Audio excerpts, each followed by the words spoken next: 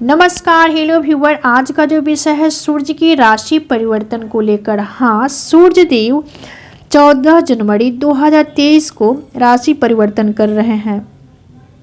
दिन जो होगा शनिवार, समय 8:57 पर रात्रि धनु राशि से मकर राशि में प्रवेश करेंगे।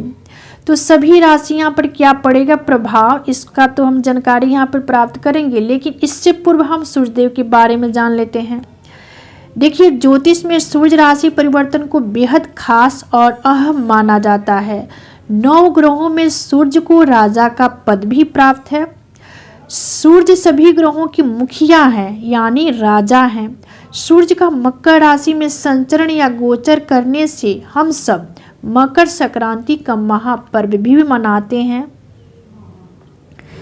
देखिए, सूर्य का संक्रांति 12 बार होता है। 12 राशि में लगभग सूर्य देव का जो संचरण भ्रमण काल होता है, उसका अवधि काल जो है वह लगभग 1 माह की होती है।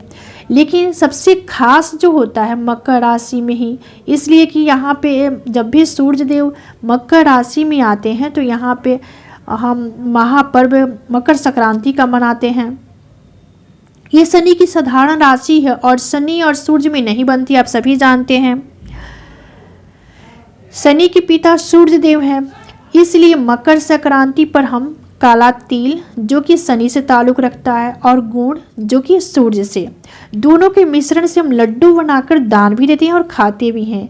ऐसे देखिए, प्राकृतिक जो खाद्य पदार्थ है, अन्न सब्जियां, इसका भी हम सेवन करते हैं और दान में देते हैं, जिससे हम सूर्य और शनि के कुप्रभाव से बचें।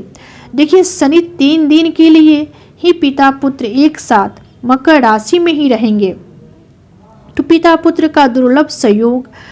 और उसके बाद शनि अपनी मूल त्रिकोण राशि यानी कुंभ राशि में चले जाएंगे। हाँ, मकर संक्रांति के बाद सूर्य देव उत्तरायण हो जाते हैं।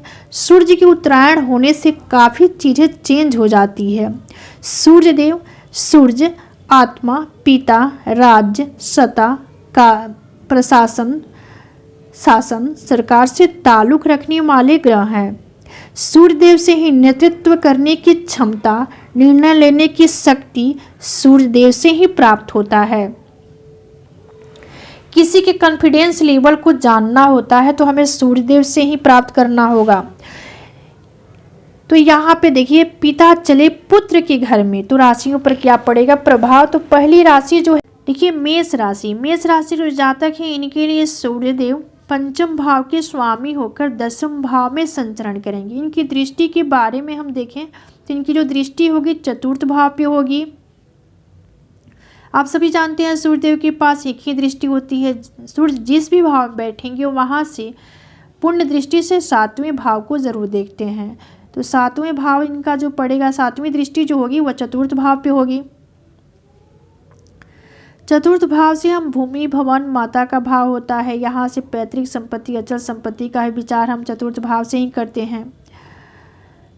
तो मेष राशि के जातक हैं, इनको इस समय पारिवारिक समस्या थोड़ा सा हो सकती है। आपके कैरियर में एक नई ऊर्जा का संचार भी होने वाला है। सूर्य का गोचर आपके लिए एक अच्छा संकेत लेकर आ रहा है। पिता का साथ भी मिलने वाला है। सरकार और सत्ता से जुड़े लोगों को भी लाभ मिलने वाला है और संतान की तरफ से शुभ समाचार की भी प्राप्ति होगी। उपाय के तौर पर सूर्य को अर्घ्य दें।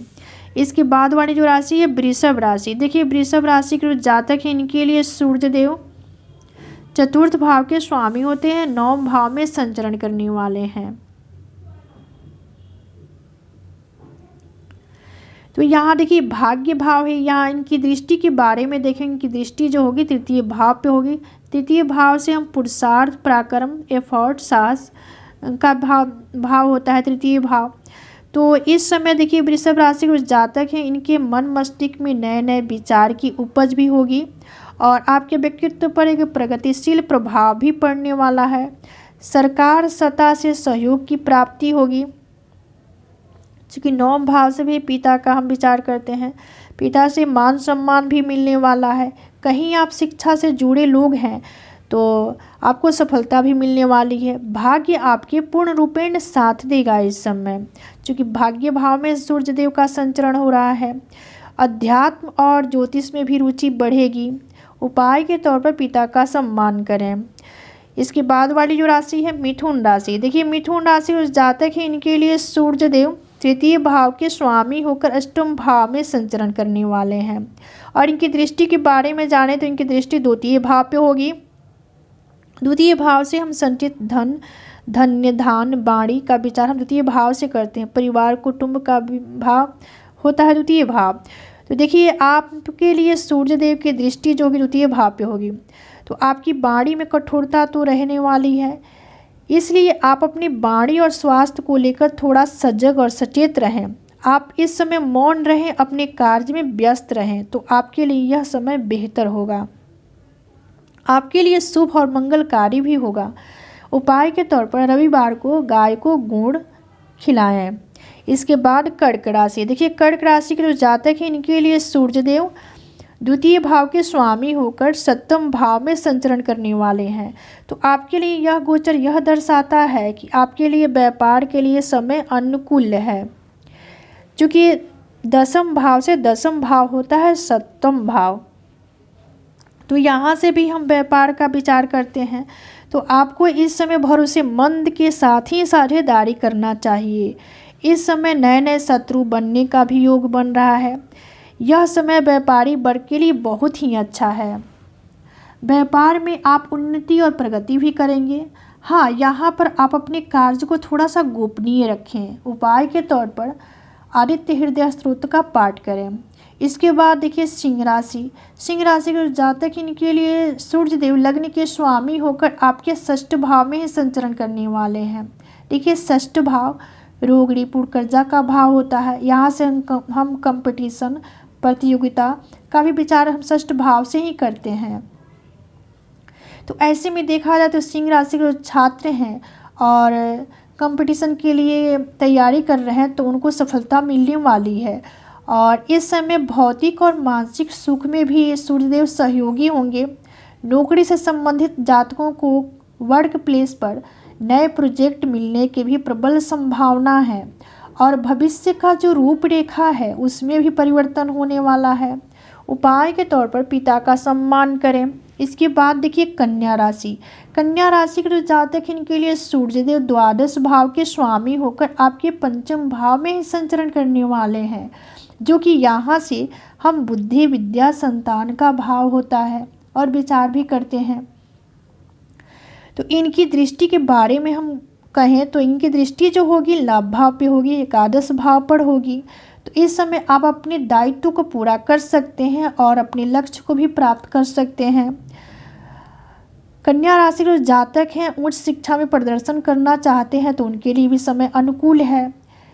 इस गोचर के प्रभाव से कला और बुद्धि का अद्भुत सहयोग मिलेगा। पंचम भाव में सूर्य का गोचर आपके संतान को सजग और बुद्धिमान और तार्किक भी बनाने वाला है। कुल मिलाजुलाकर कन्या राशि के लिए यह गोचर अच्छा साबित होने वाला है। उपाय के तौर पर आदित्य हृदय स्तोत्र का पाठ करें।